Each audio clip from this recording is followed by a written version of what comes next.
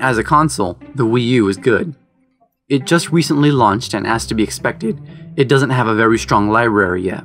Most of the built-in software is active and functions well, but as with any console, its real strength is reliant on its games. Nintendo Land makes good use of the hardware. The utilization of the gamepad and different gameplay scenarios creates a promising standard for what we can expect if second and third-party developers follow through. Having played a number of games at E3 and then the Wii U experience, I can see where the titles have developed and changed, shaping into something more finished.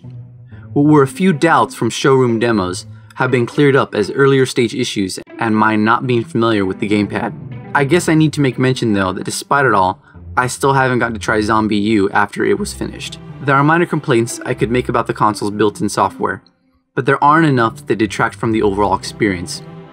Jumping through games, the web browser, and any other application works well, and I've played at least a few hours of Super Mario Bros. U on the gamepad when I decided to do a handful of levels before getting out of bed.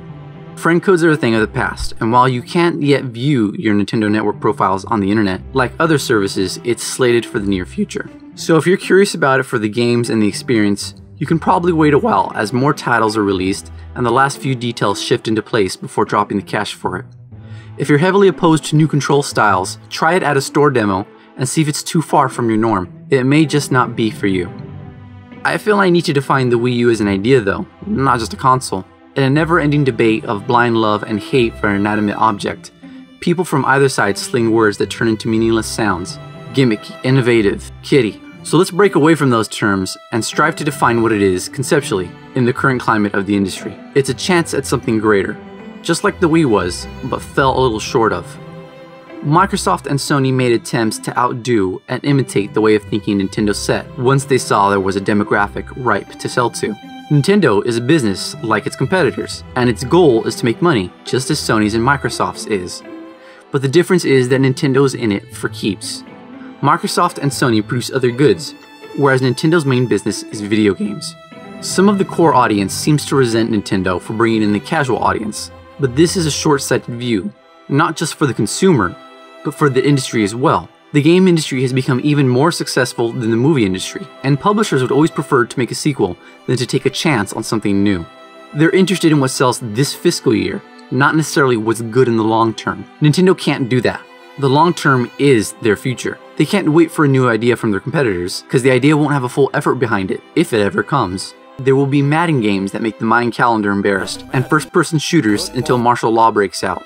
In a carefully planned progression of measured and evaluated steps, Nintendo released the Wii U. Daring to break into the handheld market, the consumer got the Game Boy, and along the way we got color and then double screens. The idea of being able to interact with the game was really put to practice on the bottom touchscreen, and after it succeeded, there was a chance to go further, trying to bring the precision of a mouse to more platforms. Giving the player a pointer with the Wii meant more natural controls that would ease newer audiences in, and as the iPad showed the world was getting ready to cross a line into the sci-fi suggested future of data screens, Nintendo looked at its carefully planned steps into new territories where they could hardly afford to fail and made the Wii U. If you're a part of the core audience who dislikes the changes Nintendo brings with a console like the Wii U and a focus to a wider audience, you absolutely should not.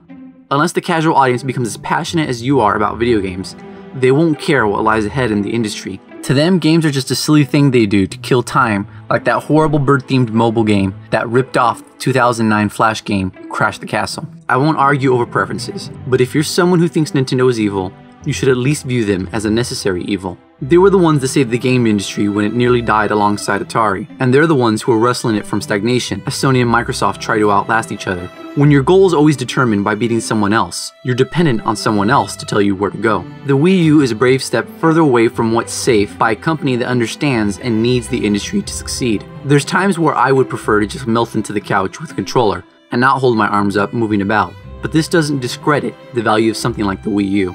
It's an optimistic move toward a future that will only work if everyone, consumer and developer, are willing to break free from the discouraging thinking and our preference for habit. Unfortunately, I don't think this is going to happen, and I can't say with certainty that it's the right step in the right direction unless it reaches its full potential. You could always cross your fingers that independent and PC developers will keep it going, but the industry has gotten big, and there's always the over-exaggerated hurdle newcomers have with PC games. It would just be a matter of time before the current trends or audiences dies out. You would be better off hoping for a new face or familiar old one to carry the banner where there would be even less to gain than there is now. It doesn't matter who's brave enough to try something different, just as long as they come up with something good and try it. If Nintendo fails, so will the industry.